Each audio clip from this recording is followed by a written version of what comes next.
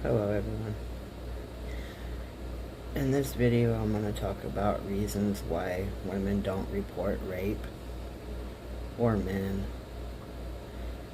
There are many reasons that exist, but for this video I'm going to start with the victim's fear of also being prosecuted.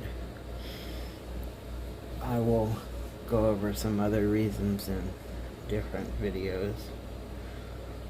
One retired police lieutenant in Memphis, Tennessee, by the name of Cody Wilkerson, testified as part of a lawsuit against the city. Not only do police detectives sometimes neglect to investigate cases of sexual assault, but also that he overheard the head of the investigative services in the city's police department say on his first day in charge, "The first thing we need to do is start locking up more victims for false reporting." That is an alarming choice of priority, and also one that can backfire greatly. In 2015, an article was written for ProPublica and the Marshall Project about an 18-year-old who reported being raped in Linwood, Washington, by a man that broke into her apartment. Police detectives treated small inconsistencies in her account as major discrepancies. Small inconsistencies are very common for trauma victims. Instead of interviewing her as a victim, they interrogated her as a suspect. Under pressure, she eventually recanted and was charged with false reporting that was punishable by up to 1 year in jail. The court ordered her to pay $500 in court costs, get mental health counseling for her lying, and go on supervised probation for 1 year.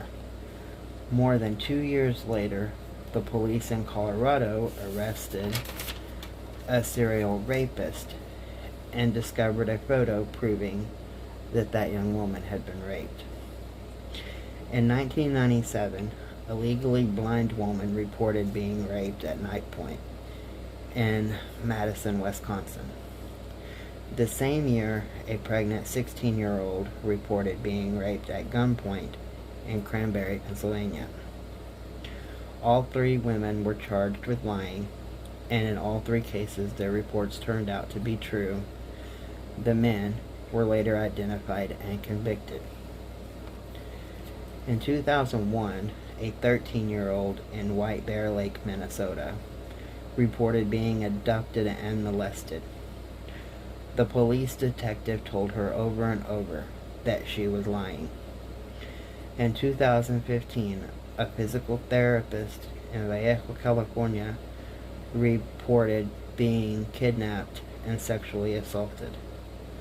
The police called her story a hoax and said she owes the community an apology. In both instances, video footage surfaced affirming the victims' reports. In these cases, and many more, the victims hadn't acted the way the police thought a victim should act. Their effect seemed off, or they declined help from the advocates, or they looked away instead of making eye contact. As a result, their stories became suspect. In Linwood, things are now done a bit differently. Detectives receive additional training about trauma and cannot doubt a rape report that is absent of what they deem definitive proof that it is false. In an effort to build trust, the department ensures that victims get immediate help from specially trained advocates. Those changes correspond with guidelines for rape investigations that sex crime experts have urged for police departments around the country. These guidelines stress the police should investigate thoroughly while reserving judgment. Evidence trumps assumptions. The police should be wary of stereotypes. They should not, for example, find an adolescent victim less believable than an adult. Some victims will be hysterical, others stoic. Police should not measure credibility by a victim's response. Police should not interrogate victims, they should listen. End Violence Against Women International has a campaign to change police procedure known as Start by Believing. The campaign asks participants to make a pledge. Start the process of investigation by believing those who come forward. Police agencies in nearly every state have joined up. Police in Ashland, Oregon started a program called You Have Options. The agencies that participate handle sexual assault complaints in different ways. Victims can report a rape but request that the police not pursue criminal charges. The idea behind this is to give more control to victims who might otherwise be reluctant to involve themselves with law enforcement. The detective that founded the program believes it will help the police in the long term by increasing the number of people who come forward and allowing the police to collect info that could be used in the future if the victim changes his or her mind.